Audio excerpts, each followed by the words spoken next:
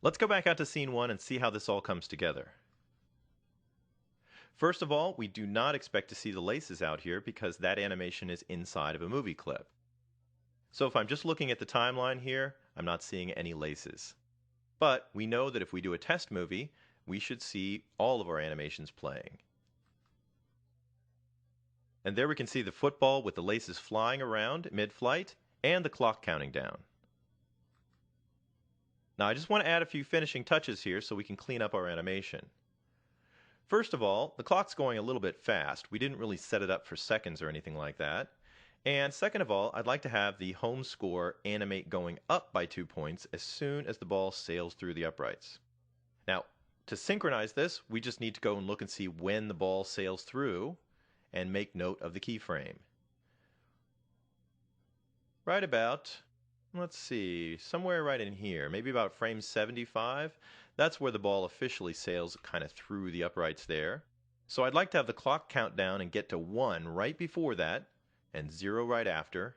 And of course, right at about frame 75, I'd like to have the home score go up. So let's open up our scoreboard movie clip and make a few adjustments. I'll just double click on it. Now, first of all, we can move any of these keyframes around, but we also need to extend all of the animation out much further here. There are a couple of shortcuts that we can use. First of all, if I place my playhead at a midpoint right here on the timeline and don't select any specific frame in any specific layer, when we go over and insert using timeline and insert frames, you can see that our whole animation bumps over by 1 frame. Now, of course, if I selected 1 layer, it would only add frames to that layer.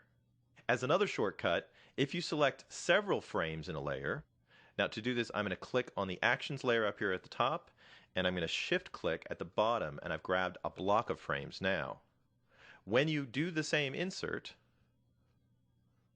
timeline frame, instead of adding 1 frame, it adds however many frames you had in the block.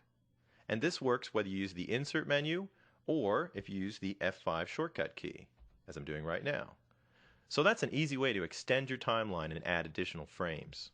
We can also use the old-fashioned way, which is just to move our timeline out here to where we want it to go. Now, I want my football to be sailing through here at frame 75, so let me have my score finish up out here at frame 90. I'll just select all the layers, press F5, and that's going to extend all of my layers out to that point. Now remember, we want our timeline to stop at the end, so I'm just going to move this keyframe that contains our stop action all the way down here to the end of the timeline. That way our movie clip won't be stopping right in the middle. And next, what I'm going to do is stretch out the positioning of these keyframes that represent the changes in our numbers. Our last keyframe here is where the clock changes to 0, and that needs to be all the way out at the end of the animation. So let me just push that down a little bit, and we'll shuffle over here. And I want this pretty much right at the end of the animation, maybe a frame before, as long as it's after frame 75 where the football goes through. Now for the other two, I can just use about 30 frames-ish each for them. Let me put this one out at frame 60. There we go. Make sure to keep it in the same layer as you're dragging it around. Sometimes it can move a little bit on you. And let me select that first keyframe and put it out to about frame 30. That actually works out pretty good. Since our frame rate is 30 frames per second, these will be actual seconds on our time clock. Now we also mentioned that at frame 75, right about here, is where the football sails through. And if we got 2 points, the home score should go up. If I just click on the 14, you can see that it selects the 14 layer for us, showing us where it is. And all I need to do is put a keyframe right at my timeline location. So I'll select frame 75 out of the 14 layer. I'll press F6 and that gives me a keyframe. And now I can make a change and not affect the frames before it. I'll just double click and that'll give me my text tool, and we can just change that to 16. Let's go out and see how that looks. I'm just going to go right from here to a test movie. We see our football spiraling up, the clock counts down, and the numbers go up right before 0. And our animation looks pretty good. Now there's one more finishing touch that will just be the crowning glory. Let's add a quick sound effect. First, I'm just going to import our sound effect, And since I'm going to import it to the library, it doesn't really matter where I am, if I'm in the scoreboard or scene 1. So I'll just choose Import to Library. And in the Chapter 5 folder, we'll just choose our cheer sound and import it. Now that should have been added to our library here. It's the same sound we used in the last chapter. So let's go out to our main timeline and we'll add a layer for our sound. I always like to put mine up top, so I'm just going to go up to Front Post here and add a layer above that for the cheer sound.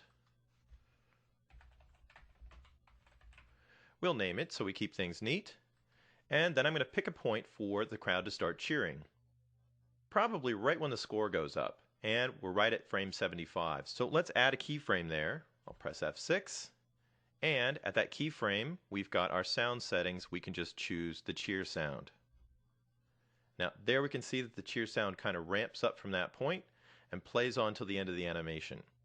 It's nice to know that if you leave the default settings of sync at event, the sound will actually finish playing even though the timeline might be stopped from a stop action. So we don't have to worry about it being cut off right at this point. Now we may want to go and set up a little volume change. I'll go to Effect and I can click on Custom down here, or you can also just click on the pencil at the end of Custom, and that brings you right into this Edit Envelope panel. And as we saw before, I've just got some volume settings, and I'm going to knock that down by a little bit more than half on the left and the right channels. I'll click OK to save our changes, and let's see how our final animation turned out.